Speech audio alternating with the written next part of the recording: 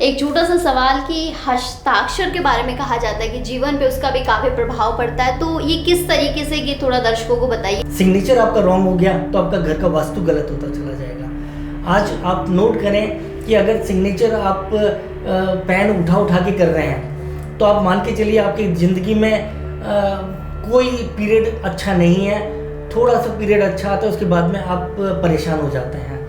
ऐसी सिग्नेचर अगर रॉन्ग हो जाते हैं तो डाइवोर्स की स्थिति बन जाती है। सिग्नेचर गलत हो गया तो व्यापारियों का पैसा मार्केट में फंसने के पूरे चांसेस। सिग्नेचर आपके हर चीज़ को बताता है। सिग्नेचर आपके कैरियर को बताता है, विवाह को बताता है, घर की वास्तु को बताता है। तो जो 24 घंटे आपके साथ रहती है वो आपके जीवन पे बहुत ज़्यादा प्रभाव डालती है। सर, हस्ताक्षर की तो बात हो गई, मंदिर के बारे में जानना चाहूँगी कि मंदिर किस दिशा में लगाएं कि भगवान का प्रवेश हो हमारे घर में। जी, मेन दिशा वही है, और जहाँ तक कोशिश हो भगवान उतने ही रखो जितने आप पूज सको। आजकल मैं देखता हूँ कई जगह मैं विजिट पे जाता हूँ कि लोग इतने सारे भगवान रखते हैं और फिर बाद में परेशान रहते हैं। आप भगवान उतने ही रखें जितने दीपक जला सकें। अगर कहा जाता है कि अगर आप 3 भगवान रख रहे हैं तो 2 दीपक कम से कम जलाइए, और ज़्यादा भगवान रखेंगे तो ये मान के चलिए आपके घर में टेंशन परेशानी जरूर रहेगी। पंडित जी, एक सवाल है कि लोग हमेशा चिंताओं में रहते हैं कि जन्म की तिथि के अनुसार जमीन खरीदें, प्लॉट खरीदें, तो क्या वाकई में ऐसा कुछ है कि तिथि के अनुसार ही कार्य करना चाहिए? कारण ये है कि उसके अकॉर्डिंग आपको ये पता लग जाता है कि आपकी किस्मत में हाउस या ज़मीन है या नहीं है। क्योंकि लोग ज़मीन मकान खरीद लेते हैं, बाद में बेचते फिरते हैं, परेशान हो जाते हैं। उसका कारण ही ये होता है कि उनके नाम से मकान लेना उनके लिए बहुत खतरनाक था। इसलिए ज़रूर आप किसी न किसी अच्छे पंडित को ये दिखा करके कि मेरी डेट ऑफ बर्थ ये है, क्या मैं एक मकान का ऑनर बन सकता हूँ या नहीं। अगर आप नहीं बन सकते तो आप अपनी वाइफ के नाम से, बच्चों के नाम से मकान खरीद सकते हैं। वार का भी ऐसा कुछ दोष होता है कि आप वार के हिसाब से ही जमीन प्लॉट आदि खरीदें? देखिए, देखा जाए तो ये सब चीज़ें माननी चाहिए। अब आज आप फ्राइडे को गाड़ी लेने के लिए जा रहे हैं तो डेफिनेटली मानिए थर्सडे और फ्राइडे को गाड़ी लेने जाएंगे तो गाड़ी में डेफिनेटली कोई ना कोई प्रॉब्लम आएगी। ऐसे ही आप हाउस है, हाउस की शुरुआत हमेशा वेडनेसडे और थर्सडे को ही करी जाती है।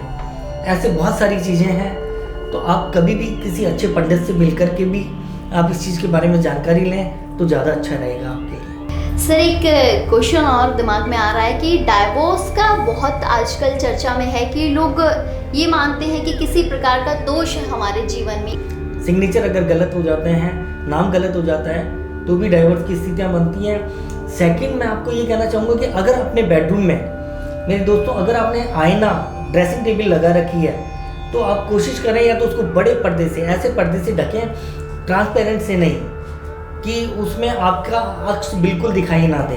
क्योंकि अगर आपने बेडरूम के अंदर ड्रेसिंग टेबल लगा रखी है तो ये आप दोनों में लव अफेक्शन ख़त्म करती चली जाएगी। सेकंड, अपने नाम के अकॉर्डिंग आप डेफिनेटली कलर्स लें, क्योंकि आजकल अपन लोग कलर्स कुछ भी अच्छा सा कराने की कोशिश करते हैं, बाद में अपन पछताते हैं।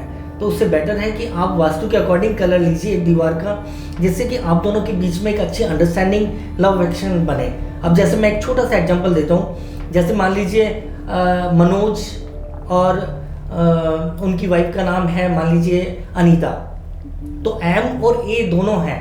तो ऐसी स्थिति के अंदर उनको अपनी साउथ वाली वॉल जो है वो मर्जेंडा कलर की लेनी चाहिए और टेक्सचर में लेनी चाहिए। मर्जेंडा के साथ में वो गोल्डन कलर को यूज़ कर सकते हैं, जिससे दोनों के बीच में एक अच्छी अंडरस्टैंडिंग, अच्छा लव अफेक्शन बना रहे। अदरवाइज आज आप देख ही रहे होंगे कि शादी होती है, उसके 15 से 6 दिन से 6 महीने के बीच में डाइवोर्स होने लग जाते हैं, लड़की अपने घर जाने को तैयार हो जाती है। तो उस चीज़ को अपन ख़त्म करें। अब थोड़ी सी टिप्स हमारे दर्शकों को भी दे दीजिए कि थोड़ी सी चिंताएं मुक्त रहिए। एक तो अपने घर पे जब भी दीपक जलाएं तो कम से कम 2 दीपक जरूर जलाइए, सुबह और शाम, एक देसी घी का और एक कोई भी सरसों का या तिली के तेल का। और हमेशा मोली का दीपक जलाइए, मोली को करके और फिर दीपक जलाइए तो उसमें 5-7 दाने पीली सरसों की डालिए। आप देखिए कि आप अगर ये करते हैं तो घर में एक शांति का माहौल रहता है और काफ़ी अच्छा आपको महसूस होने लगेगा। दूसरा, अगर आपके बच्चे डिप्रेशन में रहते हैं, आपको भी थकान रहती है, आप सोचते हैं कि यार मैं बहुत परेशान हूँ, आप कुछ मत करिए।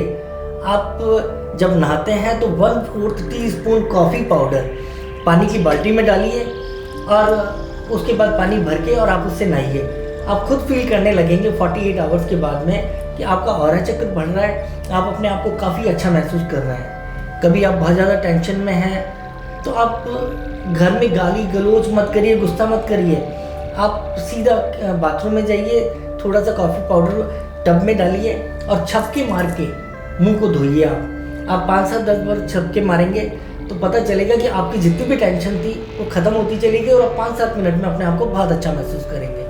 और दोस्तों, अभी कोरोना का पीरियड है, मैं ये ज़रूर कहना चाहूँगा कि आप 1 कप कॉफ़ी सुबह और 1 कप शाम को ज़रूर पिया करा करो, क्योंकि कॉफ़ी एक एनर्जेटिक है जो आपके लिए काफ़ी अच्छी रहेगी।